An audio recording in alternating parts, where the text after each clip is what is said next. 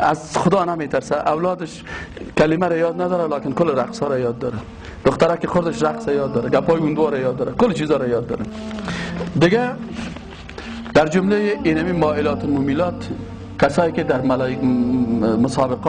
مسابقه های زیبایی اندام و زیبایی مثلا چیزا هست، ملکه زیبایی و مثلا فلانی و این گپا رو جور میکنن، اینا کلشان اعضای بدن خدا. این کلش مرض هایی است که از کافرا و بیدینا و مرضای کسایی که کل زنایی که مبتلا به این سلسله کارا رو میکنن. اما ما شما یک مسلمان چرا این کارا بکنم؟ خب اشتراک در پارچه‌های تمثیلی برای زنهای مسلمان. برای یک زن مسلمان حق نیست که در تو پارچه تمثیلی که اعضای بدن خدا حرکت بده و فلانی کنه و در مقابل مردم چیز کنه و پدرش هم خوشحال است که دخترم $500 برش ماش میره. خدا تباید کنه تو بی غیرته. دیگه علامت اینمی زنهای دوزخی چی است؟ که میگه موهایشان مثل کوهانهای شتر است. بخت مائله یک قسم از شترهای بود که یک قسم کوهانهایی داشت که تا وقتی که میره خودم این کوهان حرکت میکرد. حالا همین خانم هایی که موهای خود در روی بازار را شکل داده میگردن و سرایشان کلان، من فکر میکنم ولی زنا چقدر کلای کته کته دارن از مردا کده، خبر نه که بوده جور کردن قدر از لنگی موم کده چیزای از او کلان شدن. اینا هم در جمله اینمی زنهای دوزخی شامل میشن که در مقابل مردهای نامحرم سرای خود شکل میدن یا قسم موهای خود تونی میدن و باز در مقابل مردهای نامحرم ظاهر میشن. چی کلانکاری کردین؟ ما خیلی سال روز کلانکاری کردیم. ما خود از زندگی خود نمیخوایم کلانکاری بکنیم. با خدا از کلتان کردم من بیچاره و ناتوان هستم. هر وقت برای از خدا بر من دعا بکنین. اگه کدام درس استفاده کردین فقط در غیاب یک دعا بکنین. بگید خدای مستعدم ببخشید. وعده است ان شاء الله. نه در غیاب. نکنین. هر کس نکنه گردنش بسته. چرا که وعده کردین باز روز قیامت. این دعا یکیتونم خدا در حق خود قبول کرد. ایناره باز خدا چوب گرفتم تو خدایا من به خدا یا غرور کنم یا تکبر عالمی گپارم من چطور کنم اینمی چیز خواندم مسئولیت فکر میکنم الخی که نگویم چطور کنم باز نمیمانه. نه استاد حالا بگو که چی میشه. همین خانم من چی شد که یک مجرایی داد؟ گفتم بیا در جان آخر نشده. گفتم بیا خیر از بیا قدر پاس دادم میره تو یک شوت کو دیگه دقیقه پاس دیگه یک شوت که نمیره. گفتم بر از او خود چیز شوه یا نشه او را بان خدا پیشانی تو تاپه دوزی بیغیرتی زده میشه.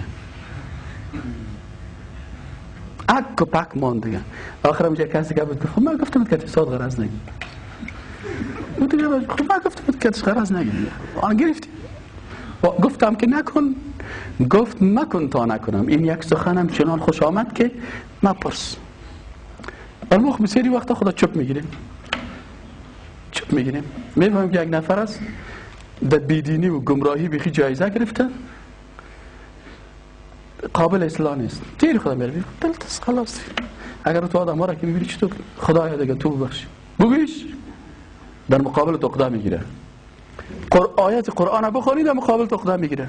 حدیث پیغمبر بگوی که رسول خدای گپ میذاره تو به خدا میخیل سب امی کلماتی حدیثی که خانم احادیث پیغمبر است گردن ما بسته که اگر من یک کلمه را از دل خود بگم کل گپش من امروز که قاری علاقه‌مند بودم که بیایم درس تجوید یاد بگیرم دیدم که درس خودم مانده تا که درس خودم تکمیل کردم گفتم برو خیر از قاری صاحبشان برن که من این درس امروز کلش گپایی که از نظریات علما و تو هر کدامش که بخوایم از صفحه به صفحه از شرح نووی هست و شرحایی که سر بخاری مسلم شریف نوشته شده و احادیثی که مثلا شرح مشکات المصابیح هست شرح ریاض الصالحین هست اینا رو من کشیدم یک گپ من نیست برادر ما علمیت نداریم که بگیم ما عالم هستم ما عالم خاک هستیم عالم نیستیم ما لکن چی میکنیم فقط اینم قدر است که اونم 4 کلمه عربی رو یاد گرفتیم میریم اونجا میپالیم اونم رو جور میگیم ترتیب کرده میایم براتون تشریح میکنیم اینجا کلش گپای علما هست که درباره از این نظر دادن.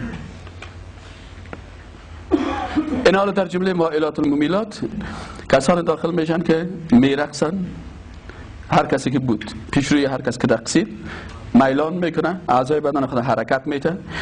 دیگر در جمله مائلات الممیلات زنهای مائلات الممیلات تلویزیونایی هستن که بر مردم رقص یاد میدن. خدای پاک کسایی که این پروگرام را و خوشحال است و رقص های زنهای رقاصه را نشر میکنه الهی در روز قیامت که گوگوش و پریسا مرسل نشر کنی. الهی کت اون دو را که مردم ما را میخوان که رقصای اون دو را یاد بگیره، خدایا کت اون دو همونجا حجرش کنی که مردم کلش تباه کردن، کل جوانای ما را، اطفال ما را کلشون از بین بردن.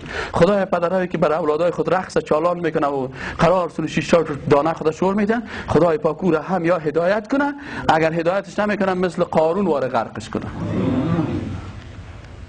دیگه خود چیز نمان، از خدا نمیترسه. اولادش کلمه را یاد نداره لکن کل رقص ها را یاد داره.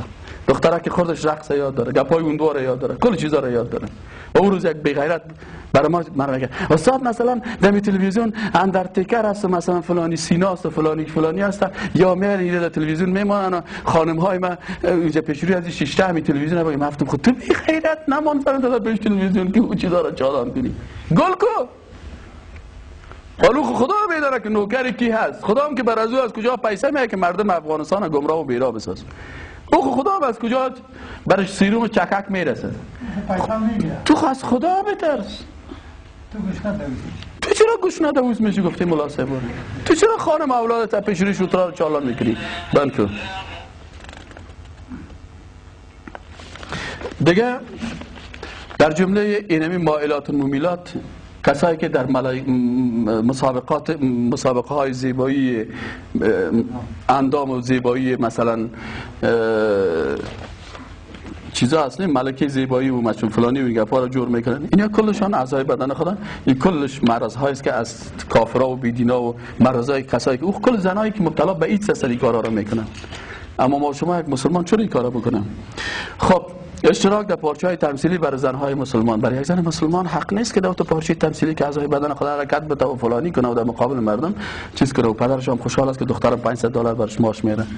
خدا تباید کنه تو بی غیرته. رؤوسهن که اسنمة البخت المائله. دیگه علامت اینمی زنهای دوزخی چی است؟ که میگه موهایشان مثل کوهانهای شتر است. بخت مائله یک قسم از شترهای بود که یک قسم کوهانهایی داشت که تا وقتی که میرفت خودم کوهان حرکت میکرد. حالا همین خانم هایی که موهای خود در روی بازار ترا شکل دادن میگردن و سرایشان کلان کردن، من فکر میکنم ولی زنا چقدر کلای کټه کټه دارن از مردا کده خبر نه که بوده جور کردن قدر از لنگی موم کردن چیزای از او کلان شدن. اینا هم در جمله اینمی زنهای دوزخی شامل میشن که در مقابل مردهای نامحرم سرای خود شکل میدن یا قسم موهای خود تونی میدن و باز در مقابل مردهای نامحرم ظاهر میشن. خب شاید بعضی ها پرسان بکنن خب در اینجا آخرش چی میگن؟ آخرش پیغمبر صلی الله علیه و آله یک